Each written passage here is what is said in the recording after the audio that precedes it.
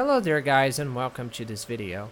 Today we're gonna take a look at Windows Admin Center, which is pretty much brand new and it's hella amazing. I made a short video on it already on my Windows 2019 overview, which was pretty much a Windows Admin Center overview. Yeah, I know. I focused a lot on Windows Admin Center and I kind of forgot that it's also present on Windows Server 2016 and Windows Server 2012 for the matter. Not like you can install Windows Admin Center on Windows 2012, but you can manage your Windows 2012 instance on Windows Admin Center. So this video took some time to make because I was wondering how to make a credible environment with VMs and limited space, and that was quite hard. That was really hard, making a credible environment, making a lot of fake drives, fake data, to make it look like a proper server. And that didn't work. Of course it did not. But recently I got an IBM 346 X Series, a pretty old server, I know. But it's still capable of running Windows Server 2012. That's the highest it goes.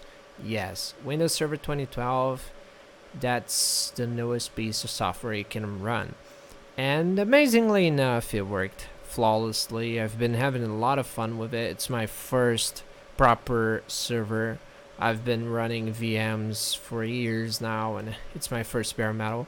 Of course, I can't do any sort of virtualization with the 346. It doesn't have VTX, but it does let me do some other stuff. You know what I mean? I know. When we talk about bare metal, you think about Hyper-V, you think about ESXi, but there is a lot more to it, and it's kind of cool. Even though I have quite some limitations on where I can go, what I can do, it was probably one of the best things I've ever bought in my life. It was pretty cheap, so not a problem. The only, thing that kind of keeps me from running it 24/7 and having the full experience is the energy. It draws a lot of power. It's quite insane. It's got two 625 watt power supplies, so it's power hungry, but generally it's doable. It's pretty doable, like 5 hours a day, 6 hours a day, running test stuff, trying things out, diving deep into Windows Server. Yeah, it does the trick, But anyway, so here's the Windows Admin Center main screen. As you can see, I haven't got a lot going on. It's just a VM running Windows Server 2016 and my server running Windows Server 2012, which can also be managed. I'm going to cover that on a video later on, teaching you how to get Windows Server 2012 compatible with Windows Admin Center. It's not hard at all. It's pretty simple to do, and you have quite a lot of freedom. You have quite a lot of manageability, I would say. You can do a lot from this Windows Admin Center panel, which is kind of cool because if you expose that to the internet, which is not recommended, of course, it's not safe, but you can do it. You could remotely control your server from anywhere in the world from a web browser, and that's amazing. I mean, it's not like it hasn't been done before. Windows Admin Center is not innovative. It's not the first time it's been done. It's not the first web panel, but it's the first Microsoft web panel. And I kind of like it. It's pretty simple. There's a lot of things you can manage. You can check in your drives. You can upload, download files. You can manage the firewall. You can manage the registry. So there's literally a lot of manageability straight out your web browser. That's mind-blowing. But anyway, so let's get straight to my Windows Server 2012 server, which is an actual server, my production server. Let's call it that way, because it's not running 24/7. There's nothing mission critical going on there, but that's my main server. So let's go there, switch tabs, and hello, welcome to my 346. That's the admin panel. As you can see, It shows computer name, it shows operating system, manufacturer, model, version, memory. Yeah, it's got just 4 gigs of RAM. It's a shame, I know, but that's all I can afford from now. I've got 4 more gigs coming from England. It might come one day, I don't know. Let's keep the hopes up. So disk space, where you can see how much you used and how much you got free. You can see your CPUs. I've got 2 CPUs, 2 old Xeons, running at 3.20 gigahertz. There's the uptime right there, 2 days. Yeah, I only keep it 24/7, sorta, during weekends. That's when I don't shut it down. Yeah, it's a shame, I know. It's more like 24/2 because just 2 days. But anyway, so here's the CPU manager. It's floating a lot, as you can see. Well, it's a single core CPU. It's pretty old, so any sort of thing going on, I'm uploading stuff to Google Drive. So it's ramping up a tad, but you know, it's to be expected from a weak CPU. There's the speed, there's processes, threads, handles. If you compare it to my handles on my i7, oh my god, such a difference. It's like 4 times as much, 5 times as much, maybe more.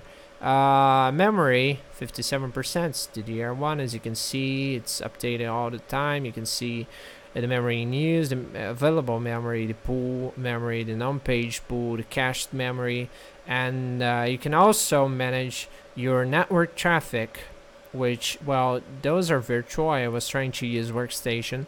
It did not work because it has no VTX, so there's no way it could work. But I tried it anyway because, I don't know, I just wanted to make sure. Here's my actual network card. As you can see, it's sending it's uploading stuff, so there's traffic going on, and that's managed in real time, which is amazing. I love that because most web panels are not are not live. It's not like, you know, happening at the same time. So that's pretty great. You have a lot of manageability going on here. You can even see the disk activity, which is amazing. So as you can see, disk 3 is barely being used. Disk 0 is barely being used. Disk 1, which is my main data disk, has some traffic going on, has some stuff going on, but not a lot as well, just the basics. But yeah, there's some reading going on, and disk 2 also not working, not operational. So let's go to the next feature, which is the backup. You need Azure for that. I don't have Azure, which is sad, I know. Is that even how you say it? Azure? Is that Azure? I don't know. Let's just call it Azure. Might be wrong. I don't know. Anyway, there's certificates thingy, which I already covered on my Windows Server 2019 video. I don't think that changes, so let's just skip that. You can see your devices, which is amazing. You have a full-blown device manager. So you can see computer, you can see ACPI 64 base computer, you can see your disk drives, you can see if they're enabled or not. I've got just 4, so it's right. Display adapters, yeah, that's right, because Windows Server 2012 doesn't have the drivers for my graphics card, so yeah, that's correct. DVD drives, critical, what's going on here? Oh, okay, maybe my device isn't present. Oh yeah, that's why it's not there at all. I don't use PS2 devices anymore. Monitors, PNP, yeah, that's right. Now we're adapters. You can see all the cards. It's got quite some. There's 2 Intel Pros. That server was a firewall before, so it has a lot of network cards. It has 2 Broadcoms, which come standard, and 2 Intel Pros, which were added to the server at some point. You can see the ports, you can see the CPUs. I just got not 4, it's just a single core with hyper-threading, which adds up to 2 cores, but it's 2 CPUs, so totals up to 4. Storage controllers, so you can see the Adaptec Ultra 320 SCSI controller there. You can see the storage volumes, you can see system devices, which are all there as well. There's a lot of, you can see everything. which is pretty cool. There's the advanced log, which I ain't gonna show because, you know, there's the files part where you can actually manage your stuff. You can upload, you can download. It's up to you. So here's all my drives. You can click on them. You can explore them. It's pretty cool. It's pretty cool.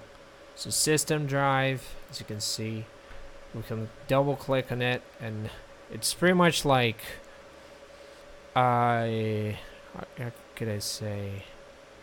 It's pretty much like OneDrive, or is it SkyDrive? I don't remember. Anyway, that's not even the point. So there we go. We have lots of management opportunities there. You can create folders, you can upload, you can download, you can extract, you can do pretty much everything from the browser interface. There's the firewall right there where you can manage rules and shit, outgoing, incoming. I ain't gonna show that. Installed apps, users, so you can manage all the users. I think I just got one user set on this server. Yeah, that's the admin and that's the guest. You can also manage your network. I don't know if that's gonna load or not, because the first time I tried it took quite some time and it did not work, so I don't know if it's operational or not, but it's there.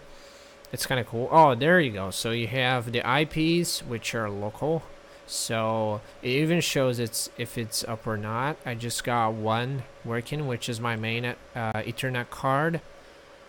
So there's the IP right there, local IP. There's this one is the Intel Pro, which I never used. It has an IP from the previous owner, and the other ones as well, which could be plugged in to, but I don't have a switch, so I gotta do what I gotta do, you know.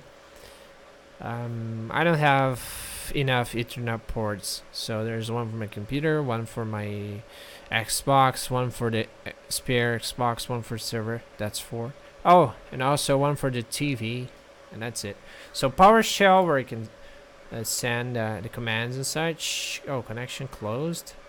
Great. Okay, let's just not go there, because that's probably gonna kill my RDP. As you can see down below, I'm RDP'd to the server where I'm doing some stuff, so I don't want to close the connection. So you can even see what's running. Registry, remote desktop, which is self-explanatory, I suppose. And you can have a look at roles and features, where you can install and remove roles straight from the Windows Admin Center. Ain't that amazing? No need for... Oh, actually, it's not letting me install. Feels bad. Maybe I have to click. Oh, that does make sense. So let's say I want to install a failover clustering. Now it shows up. That's amazing. I mean, I can do all of that from my browser. That's mind-blowing. I love that. So you have tasks, you have services, and you have storage, where you can manage all your disks and volumes and file shares. So as you can see, there's the size, there's the status, there's the health. You can create a virtual disk, you can attach. If there's a volume management right there. That's pretty cool. I like that. So you can see your CD-ROM, you can see removable drives, and you can even manage updates straight from Windows Admin Center. So it's pretty handy. I mean, for a local network, I would say that doesn't make a lot of sense. I mean, of course you could install it and stuff, but there's no point. I mean, you could do RGB, which is way simpler. It's way faster. What's the point of installing Windows Admin Center just for that? Plus, you would need a Windows Server 2016 or 2019 to install Windows Admin Center on, or Windows 10. I installed on a Windows 2016 VM I had. So if I wanted to use this admin panel, I would need to keep my VM on at all times to manage that. Not quite as handy as it could be. I mean, of course, I could install on Windows 10, but I don't want to bother with that. It was just for showcasing intents, so it doesn't matter much. But like, if you have a company or if you're far away from a server, like it's in another city, another office or something, and you want to manage that from distance, if you're not in the same network, it could come in very handy because you can do a lot of stuff straight from the browser. No need for RDP. It's very fast, it's very simple, it's very logical, it's where you expect it to be. It's very simple. There's literally no confusion going on. It's quite amazing. It reminds me a lot of Agent. I think that's the name. Is that Agent for Linux? I think it's Agent. I don't remember actually, but I use something pretty much like Windows Admin Center on Linux, which had all those features as well. Not as complete as Windows Admin Center though, which makes quite a lot of sense because Windows Admin Center is it's way more recent, and you know, they've worked a lot harder on that, so it makes sense. Anyway, people are messaging me on Steam. Okay. Anyway, I think that's all for today. The video covered the entire tab thingy, the entire options and stuff, all the tools, and we've covered all like all that I wanted to cover actually, because there's a bit more that I could show, but you know, I have some private stuff going on there, so I don't want to show that. But anyway, that's pretty much it for today. I hope you guys enjoyed it. If you guys have any questions, don't be shy. Comment sections down below. Feel free to leave your feedback there. If you like the video, make sure to leave a like. If you dislike, make sure to leave a dislike. It's up to you. Feedback's important. It's all that matters. If it's feedback, I like it. So take care, my dudes, and I see you all next one. Goodbye.